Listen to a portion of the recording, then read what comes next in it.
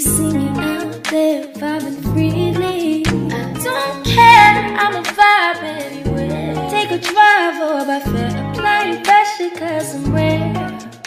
It's the vibe for me, it's the vibe for me. Do you see me out there vibing freely? We'll get started.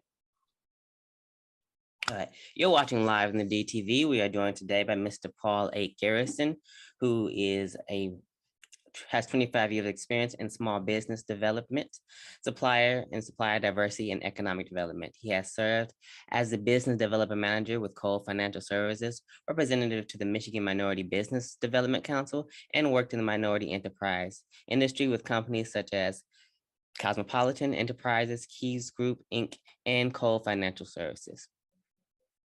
And Mr. Garrison started his own economic development consulting firm in 2008 when he entered a contract with Techtown Detroit as its professional project manager, overseeing the M1 rail contract for survey and analysis, which consisted of managing the team that was responsible for tracking all the small businesses in downtown Midtown and New Center area, for communicating coordination on the profit and creating a GIS system for mapping.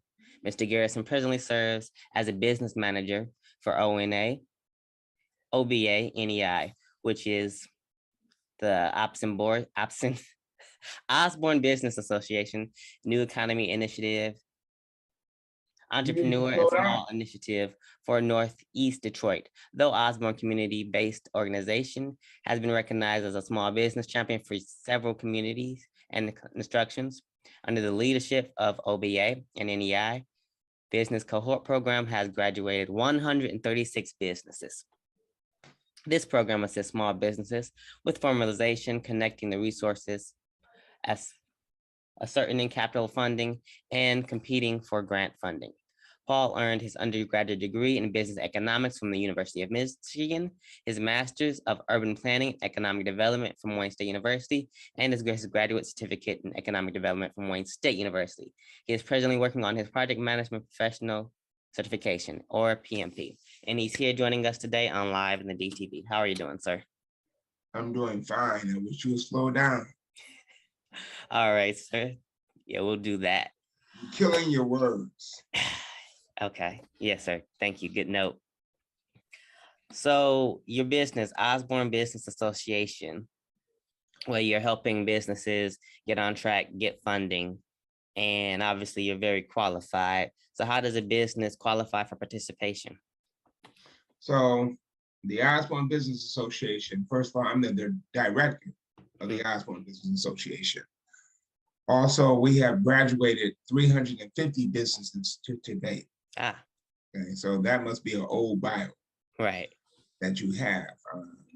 But we work with entrepreneurs and small business owners in the neighborhoods in the city of Detroit, throughout the entire city of Detroit. The New Economy Initiative, which is where the grant originated from, funds the program, the Osborne Business Cohort Program. And the Osborne Business Association is a division of the Osborne Neighborhood Alliance. The Osborne Neighborhood Alliance was founded in 2008 by Quincy Jones, who is the executive director.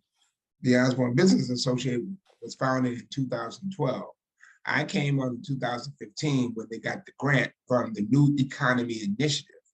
NEI is a lucrative nonprofit foundation that is made up of several foundations and corporations, which funds this initiative to help entrepreneurs and small business owners in the city of Detroit, Hamtramck, Highland Park, and now we cover the entire county of Wayne County as well. And we work with entrepreneurs and small businesses, and we take them from an informal economy to a formal economy. The difference is making sure that they have their financial statements in place, tax returns are taken care of, profit and loss statements are in place, projections are in place, things of that nature. Make sure they are properly registered with the state of Michigan and have their certificate of compliances, whatever they need to have in order to operate their business in a formal, legal manner. Right. And that's what we specialize in. I also co-chair the committees of the New Economy Initiative, and I am also a partner with what's called the Detroit Means Business Initiative, DMB, if you're not familiar with that. And that is an initiative which Mayor Mike Duggan put in place through DEGC, Detroit Economic Growth Corporation, which I partner with on a lot of the initiatives that I work on. Okay. So what got you into all this, immersed you into helping businesses build, helping the economy of Detroit build, into neighborhood development and all that? What led me to do this work was my grandfather. My grandfather had told us or taught us to not complain about things, that if you're not part of the solution, you are part of the problem. So I came up in Detroit that was very beautiful. We didn't have all this blight and all this stuff that exists today. The neighborhoods were clean. My grandparents had a house in what's called Conant Gardens. Conant Gardens was the first Black neighborhood where African Americans were able to own their own property. And it was a middle-class neighborhood. So when I saw all this blight and everything taking place in our city, the breakdown of our city, God told me I had to do something about it. So that's what led me to do the work that I do today, to bring about and promote change and progress. Absolutely. Absolutely. I agree. I mean, it's not enough to just see something and complain about it. We got to get to work. That's right. Right. So what programs are set in the future, in the near future and presently with the Osborne Business Association, the New Economy Initiative, and the other initiatives and programs that you're a part of? One of the programs that we're focused on, which we're going to roll out in April of 2022, is what we call the Technology Training Program, which is going to help entrepreneurs and small business owners of color, minority, women business owners engage and enable them in utilizing technology for their business sustainability. A lot of businesses, especially Black businesses, when the pandemic hit, were not prepared to do business by utilizing technology. They did not have websites in place. They did not have curbside delivery set up. They did not have electronic payment systems in place and things of that nature. And a lot of businesses went out of business when the pandemic hit. There was a lot of businesses that did not get COVID-19 relief grants or forgivable loans through the Small Business Administration because they were not technology enabled. Our people are behind in every aspect of life. So what some people call gaps or what some people call barriers, everyone now recognizes that things exist. Social inequity, economic inequality, all those type of things exist due to systemic racism, the impact of strategic systemic racism. And so we are working toward trying to close some of those gap areas. Absolutely. And the first thing you said there was that a lot of these businesses weren't prepared during COVID-19 due to not having the proper technology, curbside pickup or curbside deliver, and finance. So what are some of the most common mistakes that you see and you've noticed with doing this so long that a lot of urban businesses fall short on as far as finance, marketing, technology, and more? Like what is the most common thing that you see, the most common mistakes they make? What Malcolm X said years ago. And what's Malcolm that? X said, Malcolm X, your name is Muhammad, right? Yes, sir. Malcolm X said years ago, if you want to hide anything from Black men, put it in the book. Huh. Yes. They don't read. Right. They don't research. They don't read. They don't research. So if you don't read and you don't research, how can you be informed? Right. How can you learn something? Absolutely. Let me tell you something, the whole key to life is preparation. even in you reading what you was reading about me. That sounds like it's the first time you read it. It should have been the 10th time you read it. So when you were ready to do your interview, it was already in your brain. It was already comprehended. It was already memorized to a degree. Right. Let me tell you something. Preparation is one of the main keys to success. In my program I teach, there are 4 Ds to success surrounded by organization: dedication, determination, desire, and discipline. Surrounded by organization shall equal success. I'm a Black man that graduated from the University of Michigan. There's not too many of us that graduate from U of M. Mm-hmm. First of all, to get into U of M, you have to be highly academically astute. People come from all over the world and go to the University of Michigan. How many Blacks from Detroit go to U of M? That's a good point. Not too many. But you got everybody coming from all over the world going to the University of Michigan. It's a highly prestigious and competitive university. But one of the things that university teach you, and it teaches us, and Wolverines are embedded in, is research. It's a research university. We are taught how to research and the importance of research. Because if you don't do your research, if you don't do your study, then you will not be prepared. You will not be informed. A lot of our people are not prepared because they don't do their research and reading. Yes, sir. I agree. So you asked me the question of why a lot of them are in situations, position in. That's why. Absolutely.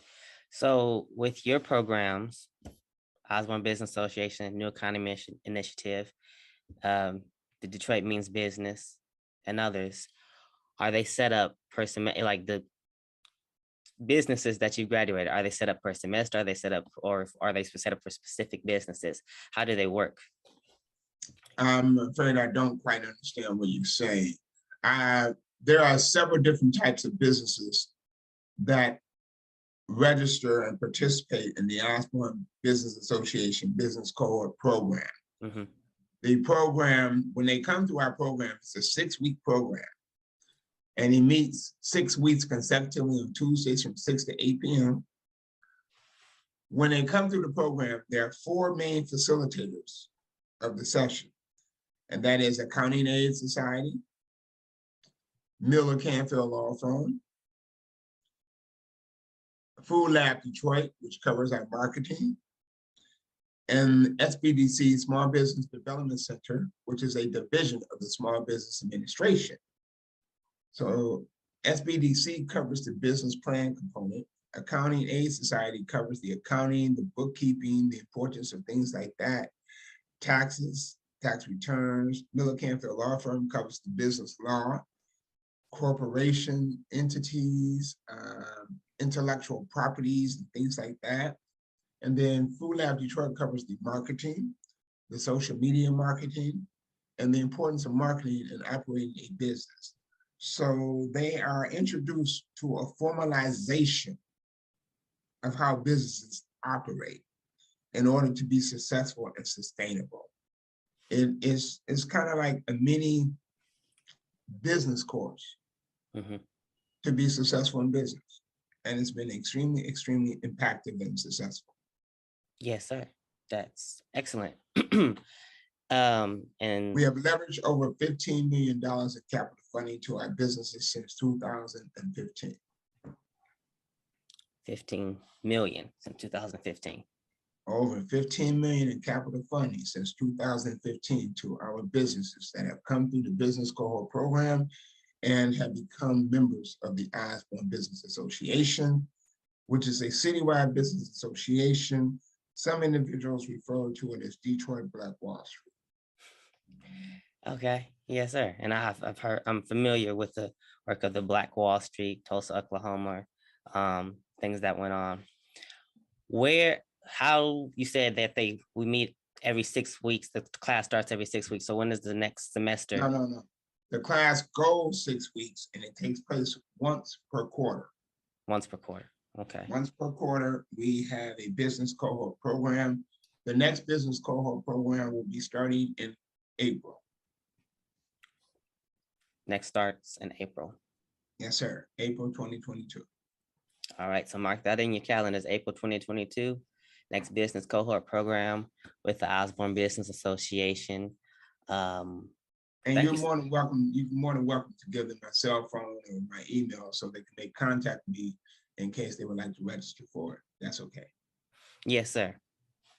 Yes, sir. Well, we thank you so much again for what you're doing, the information given, and helping to increase economic development, especially in urban areas. Like you said, Detroit has a lot of blight and broken down houses, broken into businesses, and we're constantly closing our doors. Detroit has a lot of things, unfortunately. I was involved in a research project for Wayne State University, University of Michigan, my economic development consulting firm. And in this research project, which was conducted in 2016, 2017, what we found was that 58% of the adult residential population in the city of Detroit is functionally adult illiterate. 67% of the adult residential population in the city of Detroit is subsidized. And that means either receiving a DHS grant, SSI, or SSD. Subsidized people do not pay taxes. Right. So for Detroiters that, of course, watching this, they'll now be informed, they'll know about your classes. But for so many of our people that are uninformed, and like you said, it's the key to it is just getting yourself informed and being prepared by reading, by memorizing. How do we help? So how do we get more of our people in front of the information that they need? And so that way we are, the solution. We have to get our people to engage again in education. In the 40s and the 50s and the 60s, Blacks went to school. Blacks went to HBCUs, historical Black colleges and universities. Or they went to school. They went to school because school was and is the most important aspect in life for Black people in the United States of America, which is an extremely strategically racist country, and it shall continue to be. School and education is the most liberating format for Black people. What happened was a lot of Blacks, especially in Detroit, got caught up in the manufacturing industry, automotive, and because they were getting paid good money and had a middle-class life, they ran away from education. So when the automotive industry shut down or went overseas due to the trade agreements, we had NAFTA first, North American Free Trade Agreement, then we had CAFTA, the Central American Free Trade Agreement. Manufacturing went overseas. Even now we got so many problems with these chips because we depended on the chips coming out of China. Because the United States don't produce the chips. They're being produced in China. But because the manufacturing went overseas, the jobs left. Blacks were left in a very dire strait situation, put it that way, because they no longer could sustain life with those manufacturing jobs because they no longer was here. So, and they had abandoned the educational component. Right. So that devastated us. Absolutely. And you talk about that the country is strategically set up to be racist. And it's interesting because the issue that a lot of people would say or try to counter with is that, well, college, education, school is so expensive, and I don't, want to put myself in debt and take out all of these loans. Well, somebody recently told me, he said, well, you should go to college and get your master's, get your bachelor's. And I said, well, do I really need that? He said, well, because I have that same reasoning. And he said, well, there's a such thing as a good kind of debt. And that's what that is. You put yourself in debt, and then you put yourself in position to know the information and be able to provide, a better life for yourself, and just have that information because you now have access to it. You can live. You don't have to depend on a manufacturing job in the automotive industry. You can make your own jobs. And that's what we got to have gotten away from, kind of, too. Okay, so, I mean, in life, one may acquire debt. There's good debt, there's bad debt. If you acquire debt because you invest in yourself as a human being, so you are able to be sustainable and have a civilized lifestyle, that's good debt. But right. I'm gonna share something with you. Our people have been bamboozled, not only by the systemic racism of white America, but they also been bamboozled by a lot of ministers and reverends and individuals, clergy people like that as well. Mm-hmm. They've been bamboozled. They've been taught that as Black people, they need to be Democrat and only Democrat. Mm-hmm. That's idiotic. Why would you want all your people to be the same? If all your people are the same, how can you have diversity? How can you have representation at different levels, at different platforms? Right. You don't want all your people to be the same. I am a Black Republican. My hero is Frederick Douglass, a Black Republican. Frederick Douglass was extremely successful at a time in America where Black men could not even legally, they couldn't even legally speak. They couldn't legally speak. They didn't have they couldn't legally vote. They couldn't legally own certain things, but yet Frederick Douglass was a multi-millionaire. Hmm. Frederick Douglass was a Republican. W.E.B. Du Bois, the doctrine of the talented tenth. Our people do not understand their history or their ancestry anymore. When I came up in school and I went to DPS, Detroit Public Schools, when it was a functional school system, the teachers lived in the communities. They lived in the neighborhoods. You saw them at church. You saw them at the gas station. You saw them at the grocery store. They were part of your community. There was a vested interest in the teachers to teach the people because they were part of the people and part of the community. That is not the case today. That's why a lot of the teachers in the educational systems today, especially in urban communities, do not work. They don't work because the people have no vested interest. Right. They teach in a school in Detroit, but they live in Farmington Hills. They live in Southfield. They live in Beverly Hills, Berkeley. They don't live here. So they don't have the vested interest. They're not part of the community. And if you're not part of the community, how can you empower or engage the community? Right. It's not your community. Yeah, you don't. Nor do you invest your dollars in it. So Detroit Public Schools, when I came up in homeroom class, which is the first class to begin the day of school, we stood up and we did the Pledge of Allegiance with our hands over our heart like this. We did the Pledge of Allegiance to the United States of America. Right behind doing the Pledge of Allegiance, we sung the Black National Anthem, Lift Every Voice and Sing. Most of you young people today don't know a darn thing about Lift Every Voice and Sing. You ain't never heard of it. Now in the AME church, which I am a steward, which is the equivalent of a deacon in the Baptist church. I'm a steward in the AME church, Bethel AME church. In the AME church, we still sing Lift Every Voice and Sing, lift Every Voice and Sing Today. Right. That is our Black national anthem. When Martin Luther King, Malcolm X, the Blacks doing civil rights, or marching or protesting for civil rights, the song that we sung in unison was Lift Every Voice and Sing, till earth and heaven ring. That was our anthem. Black people do not have an anthem today.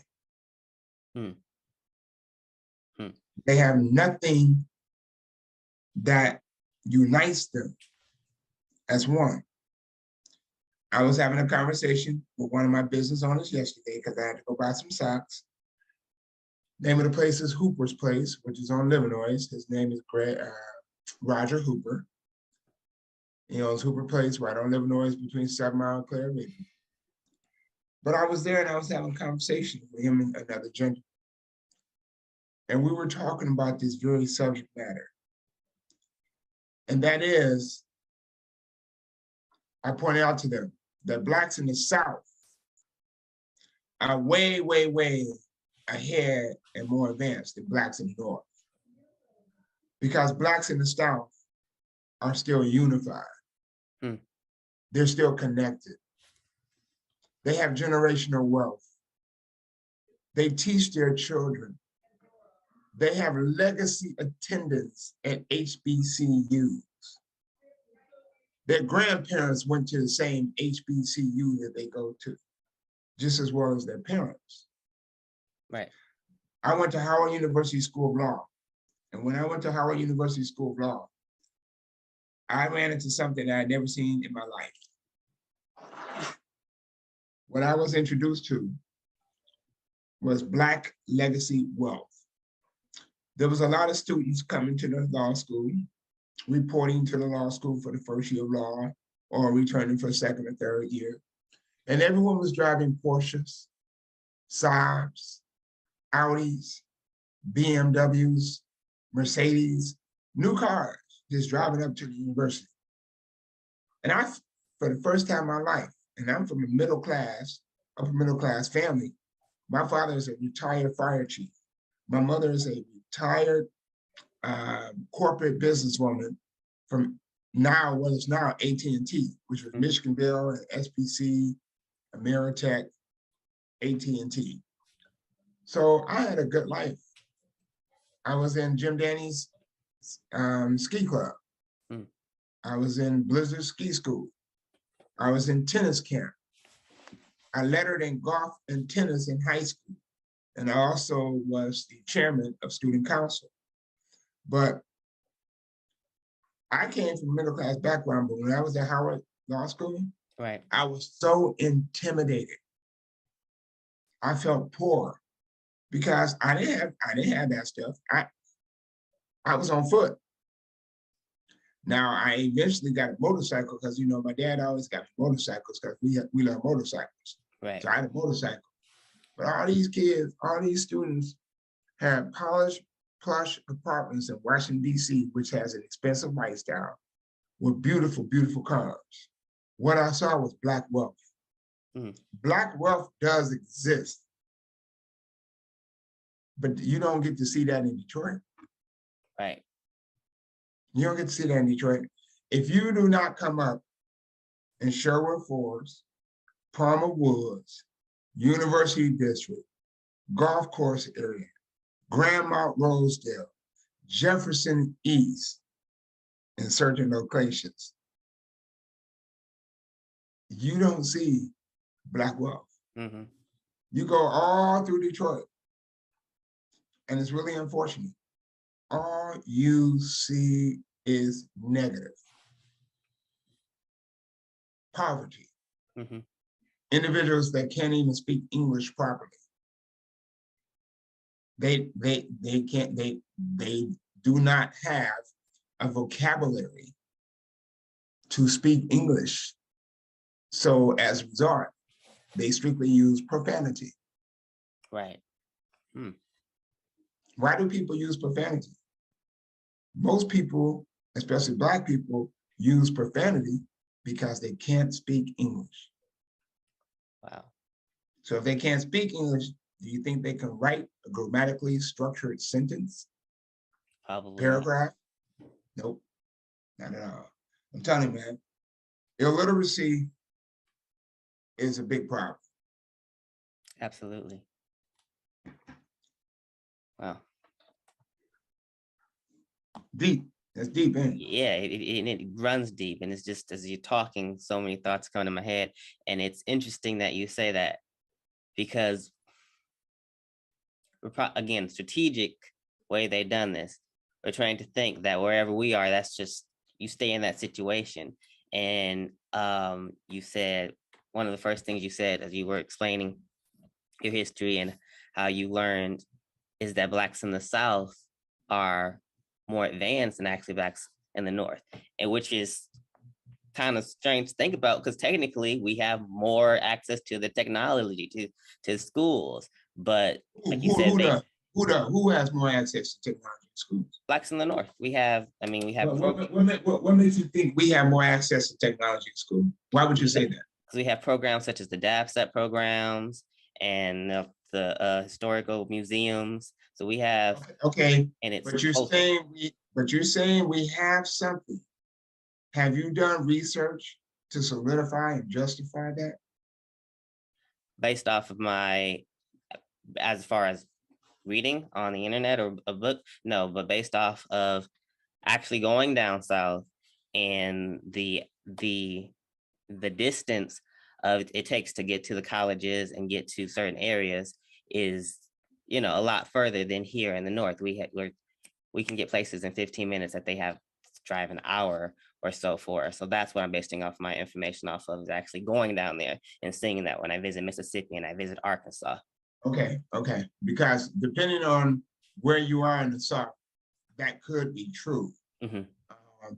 But you have more HBCUs in North Carolina. Yeah, I didn't know that too. Than any other state. You got a lot of HBCUs in South Carolina. You got a lot in Florida. A lot of them are in the South. Mm-hmm. Now, why is that though? Because I got a list of every HBCU in the country, and it's almost as if it's a line, like it's tracked from Atlanta, North Carolina, Virginia. Most of them are almost at like in a perfect kind of curve. They come up the side. They come from the south, and they come up like the side of the country. The reason why you have the HBCUs in the South is because Blacks primarily lived in the South. Mm-hmm. Because they were slaves. Right. And they were slaves in cotton fields and things of that nature. That was in the South. The plantations were in the South. Mm-hmm. There wasn't plantations in the North. The plantations were in the South. So the reason why you have the HBCUs in the South is because we as a people were not allowed to go to white schools.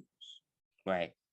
HBCUs were created, 80% of HBCUs were founded by the African Methodist Episcopalian Church, either founded or co-founded by the AME Church, which is my church, my church body.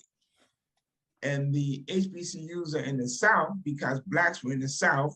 We could not go to white schools, so we had to create our own school systems. And that's how you develop HBCUs, because that's the only way that we can have an education. And when HBCUs were first created, most of them were land grant agricultural universities, like Florida A&M. That's why a lot of your HBCUs are A&M, agriculture and mechanical. But then we emerged, we developed from that, and we created the Hampton universities, the Xaviers, the Dillards. The first university and the largest, of course, is Howard University. That's why Howard University has most of the Divine 8 Black fraternities and sororities. The Alpha chapters are at Howard University. Right. Mm. So the history is there, and it's so rich that just as we're talking, it just makes so much sense. And again, all these things can be found if you just doing your research, just reading, just having conversations. Yep, yep. A friend of mine gave me a book. I'm gonna show it to you real fast. Okay. A friend of mine bought a book for me, and she bought it because she knows who my heroes are. And my Black heroes are Frederick Douglass, W.E.B. Du Bois, and Malcolm X. And I predicate my life, my morals, my values on those three men because they're great men. But she got me this book, Frederick Douglass, Prophet of Freedom. I love Frederick Douglass, Prophet of Freedom. Frederick was so far advanced and ahead of his time. Right. He was teaching people, trying to teach Blacks what freedom was during the time when all of them were slaves. Mm-hmm. Now, Frederick was a free man. Right. He was a free man. But in those days, there weren't too many Black men that was free men. Mm-hmm. Frederick Douglass' first wife was a Black woman.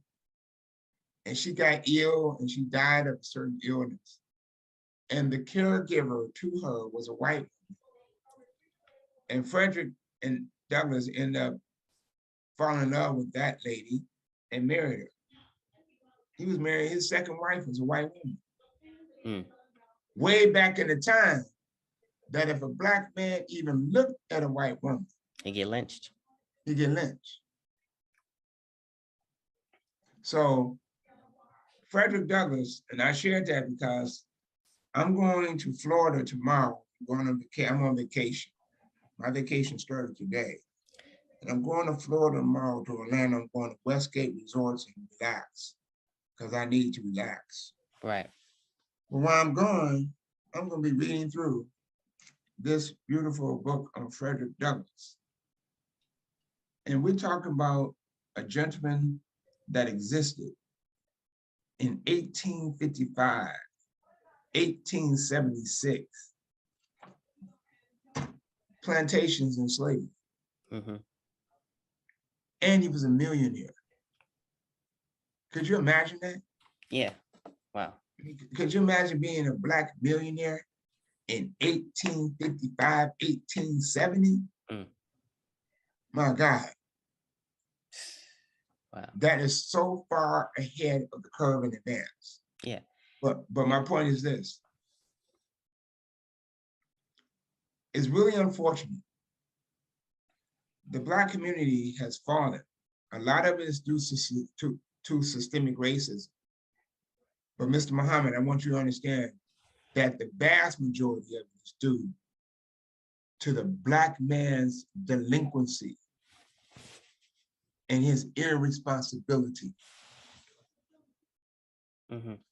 I believe that the vast majority is due to the Black man's delinquency and his irresponsibility. In the city of Detroit, 75% of the households are headed by women. 75%. The vast majority of business owners in the Osborne Business Association who come through my business co-op program, 75% of the participants are Black women. Where are the Black men? Why is it that in the Black community, I'm a father, I have a 14-year-old son. I have a joint physical custody with my son.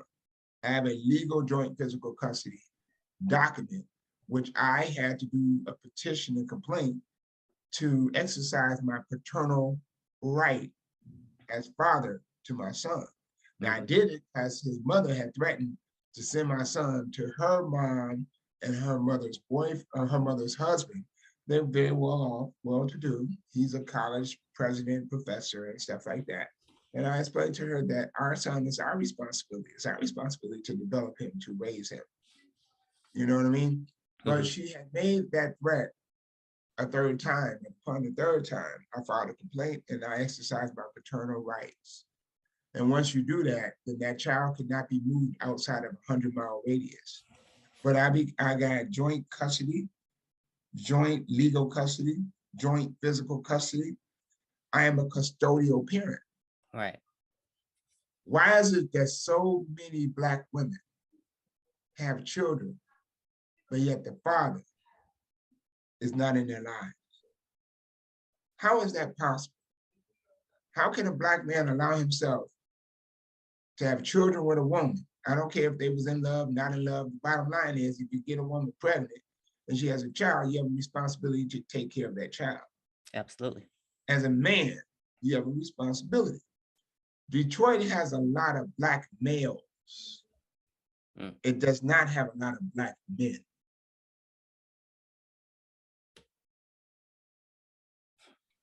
There's a difference. How old are you? How old are you? 27. You're 27 years old. You're doing this interview with me. You seem very intelligent. You went to school, right? Yes, sir. And you got a bachelor's, right? I have an associate's. You have an associate's. Okay. Then perhaps you return and complete your bachelor's, or maybe go for your master's or something like that. But the bottom line is, you went to school. You're a learned man. You're having a conversation with a man that's 30 years older. You're 58 years of age. You're very respectful. You refer to me as sir. Yes, sir. No, sir. You're very respectful. You have morals. You have values. You have integrity. If you were to have a child, I guarantee you would be a father, not a sperm donor. There's a difference. Right. A father is one that nurtures, develops, loves, support his child. He loves his child. He's there for his child. I want to move to the South. I'm ready to move to Raleigh, North Carolina right now, or Charleston, South Carolina. I wish to retire to Charleston, South Carolina, what's called the Isle of Palms, and be a professor at the HBCU. That's my goal. I want to be a professor at the HBCU. I can't leave right now. Why can't I leave? Because my son is 14 years of age. He just got accepted into Renaissance High School. He doesn't have to go to UAD, which I was going to be sending him to UAD, but he got accepted to Renaissance. So I made a deal with he and his mother. If he gets into Renaissance, he can go there. My son wants to go to MIT, Massachusetts Institute of Technology. Yep. I cannot leave until my son graduates high school and is successfully into a university. Once he goes to a university, then I can move. But for right now, I can't move to another state in the South and my son here in Detroit. How am I going to be a father? Right. How am I going to be his father if I'm living in South Carolina? You can't. Can't. Yes, sir. Well, this has been a fantastic conversation, Mr. Garrison. I thank you so much, because the information is needed, and we have to start educating ourselves, informing ourselves, and be, like you said, be men, be women. It's so interesting that you said that over 75% of your students are women. And I noticed that too, because I interview a lot of entrepreneurs, a lot of artists, and most of my guests, a friend brought it up to me, were women. And she was a young one. She said, because when we were doing this in person, we would go to a local internet Black-owned TV station here in Highland Park. I'm pretty sure you heard of it, WHPR. Yeah. So we'll be doing the show there. And so I would take a picture with all my guests. And I'd say somewhere between 70 and 80% of my guests were women. So if a friend of mine was going through my phone one day, she said, "Why do you only interview women?" And I said, "What?" She said, "You only interview women." I said, "I honestly did not know that." And then I started looking back at all my interviews. I said, "Well, most of my interviews are women." So now I try to make sure I practice and purposefully go after some entrepreneurial men, some authors that are men, because where are our brothers at? I mean, it's insane almost. But you mentioned WHPR. RJ Watkins is a buddy of mine. He's over there. As you saw, I used to work with Keys Group. Keys Group was owned by a gentleman by the name of Brady Keys. Brady Keys was an all-pro safety cornerback with the Pittsburgh Steelers. Keys Group owned all the Burger Kings in the city of Detroit. We had 10 Burger Kings at one particular point in time. RJ Watkins and Mr. Brady Keys were very close friends, and we had a show called The Scene. So if you were at WHPR, then you should probably know something about The Scene, because RJ Watkins was one of the producers of The Scene. And his son is doing work today, which you, if you're over there, then you probably know his son. Yeah. But Watkins Jr. You look like a gentleman that I know who there's a great chance he might be your father, because your last name is Muhammad. Derek Muhammad? You know him? Yes. Yeah, that's my father. Yeah, you look like. I think he's literally coming through the door right now. Yep, yes, you look like your father. So your father and your mother used to be vendors at my Highland Park Farmers Market. Okay, and I remember you when you was much younger. Yes, sir. But yeah, I know your father and I know your mother. Okay. And also, I was on a show called The Son of Man. Yes, sir. That's who we follow. Leader and teacher of the Nation of Islam, Son of Man. Actually, our Savior's Day is this Sunday. Well, it'll be virtual because COVID, but our Savior's Day is Sunday. I'll email you that flyer as well. Yeah. So I'm very familiar. I was on The Son of Man, that show. I was on there as an interviewee. But yeah, I can tell, and I know where you're from. You look just like your father. Yes, sir. Okay, I appreciate that. That I get that all the time. I do, but I appreciate that, man. It's come full circle, and I was able to interview you, and you are familiar with, of course, but most of the things that we're doing. So you're familiar with the Nation of Islam, which our base is in Mississippi. That's why I said, a lot of the technology is kind of spread out more down there. It's a lot, you have to travel a lot further, but the way, again, we have our own school that we teach at. So you said we have to build our own school. One thing that I would really like to see is more colleges. Like we build our own curriculum, because it's so easy for some of us to start going to school and get distracted. I'll say it that way. So a better focus is what's needed, I think, too. And yeah, and I can agree with that. But one thing I would suggest to you, especially after this interview and conversation with you, I want you to go back to school. Complete your degrees. Degrees are extremely important for a Black man, especially in the United States of America, which is the most racist country on this earth. This is the most racist country on this earth. Strategic racism.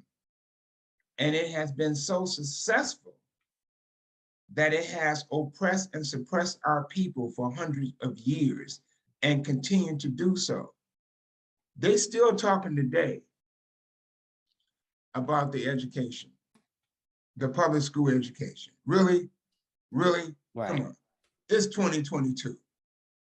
If your public schools are not educating people and it's 2022, it's because you don't want them to. You don't want them to. If you wanted them to educate people in the urban community, they would be doing that. Right. Why is it that the only high school in Detroit public school system, the only high school that I could remotely consider to send my son to his Renaissance? Why? Because the system is broke. I can't even consider Cass Tech no more. Cass Tech used to be good, but now they letting all kinds of kids in that Cass Tech. The curriculum that used to be in place in Cass Tech is no longer in place. The only public school I can send my son to in Detroit public school system is Renaissance High School. Wow. Now, if I don't send them to Renaissance, I have to send them to private school, UAD, Country Day, Cranbrook, Liggett, something like that. You know what I mean? Mm-hmm. For him to get a proper education. Education is the key. The number one is God and your spirituality. Right. 2, family. 3, education. All 3 of those have to be in place or need to be in place for our people to become sustainable again. Mm-hmm. They are not sustainable people. Why should I have to have a problem with having a neighbor that has a trash can that they put out for trash pickup and they just leave it out in the street in front of their house for the whole dang old week? Why? Why should I have a problem with driving down the street and there's a young guy or a girl driving down the street in another car and they just throw a bottle outside the car and the bottle hits in the street and glass get all over the place so you can get flat tires? Right. Why? That's ignorance. Mm-hmm. Our people are stuck in certain states of ignorance. And a lot of the ignorance is perpetuated by clergy because they do not teach them properly. They mislead them. We don't need all Black people being Democrats. Democrats are no different than Republicans as far as racism. Mm. They are a greater practice of systemic racism because all they want to put money into is social services. Mm. To keep you complacent with mediocrity and getting a welfare check and being complacent with that, when you do not apply your mind, your spirit, or your being to be something greater. They want you to be content with mediocrity. They don't want you to have your own show on the air, on the radio. They don't want you to have a live in the DTV. They don't want you to have your own financial portfolio. They don't want you to own your own company, your economic development consulting firm. Mm-hmm. They want you to be a dumb, complacent nigger. Mm. Reason why I'm Republican and Frederick Douglass Republican is because Republicans are more so for enterprises, businesses. They support business. They support independencia, independence, and self-reliancy. And that's what our people need to get back to. They need to get back to being independent and self-reliant and not dependent. Mm. They are a dependent people. As long as you are dependent on another man to feed you, you never will be able to stand and be your own man with integrity and honor. That's why the Nation of Islam is needed, because the Nation of Islam, assalamu alaikum, is all about independence and being a man. Yes, sir. Standing up, having your own. New Nation of Islam is who we're with, but yes, sir, absolutely. Yeah. What you said. Yeah. And it's so interesting that you say that Republicans are about enterprise and businesses, because I was recently listening to a podcast called Tweet Talks, and there was a Black man on there. He's big in finance and real estate, educated, going to school, finishing your degrees, everything pretty much you just said. He was because he didn't care about us, was because he didn't care, like he wasn't a Democrat, like you said, just trying to put money in your pockets. He made us more aware that we need to take care of ourselves. We need to look out for ourselves. So I said, there's a point, there's definitely a point to that, because when Trump was in office, we were trying, I got to make sure I take care of my business, my house, I have some money saved up, because we didn't know what that man would do. He's kind of a loose cannon. So when he said that, I was like, well, that made sense. But that made the most sense. Yep. And I like Trump as a president, and I like Trump because he was honest. He told you the truth, whether you liked it or not. He let you know that America is still racist. Mm-hmm. He let you know that America is still racist, and that these don't give a damn about Black people. So you need to stop bamboozling yourself to think that just because you live in Farmington, or because you live in West Bloomfield, or because you live in Birmingham, or because you live in Beverly Hills, that you are one of them, or that they even remotely accept you as an equal. You idiot, they don't accept you as an equal. They never will accept you as an equal. It's impossible for them to accept you as an equal because they are indoctrinated upon the understanding and belief that they are superior to you. So if they feel that they are superior to you, and they have been privileged to be able to feel that way or think that way, what in the hell would ever make you think they ever would think you're equal to them? Right. Stop bamboozling yourself. Wake up. I like Trump because he was honest and he let us know what America still is. So you can stop being some ignorant, bamboozled ass color folk. And there's a difference between color folk and African Americans. There's a big difference. African Americans educate themselves. They have pride, they have integrity, they have honor, they have expectations of themselves. Common color folk don't have nothing. There's a difference. Yes, sir. Yep.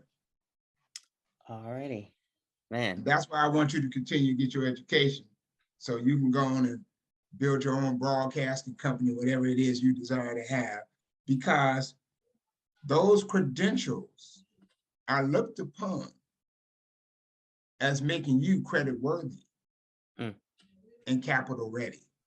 Right. You feel me? Yes, sir. Absolutely. That's just the system that we live in the United States of America.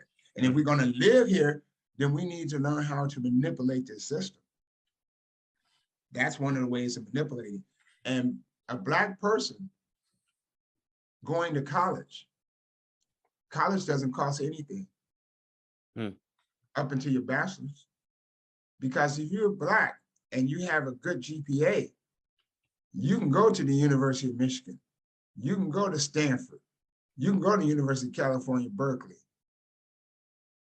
strictly on grants and scholarships, because there's so much money put in pots for Blacks and Black women. They don't even use it because they don't go. Right. School didn't cost me, it did not cost me a single dime to go to the University of Michigan. I had a full ride academic scholarship and grant funding. I did not pay a dime. So if you are Black and you have good GPAs, 3.0s and above, you can go to college for free. So there's a misconception in thinking that it costs, when in actuality, it doesn't cost. Right.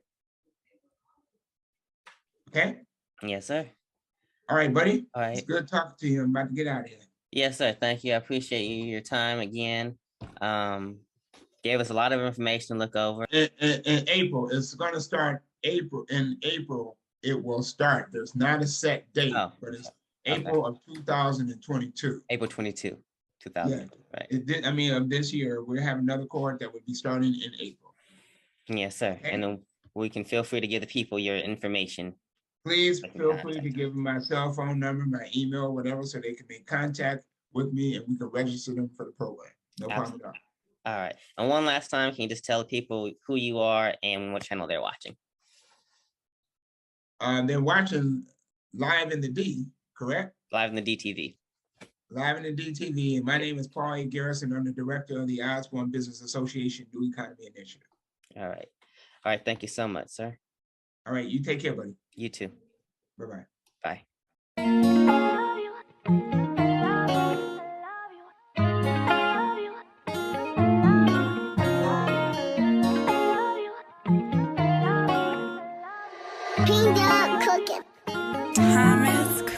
It's the vibe for me.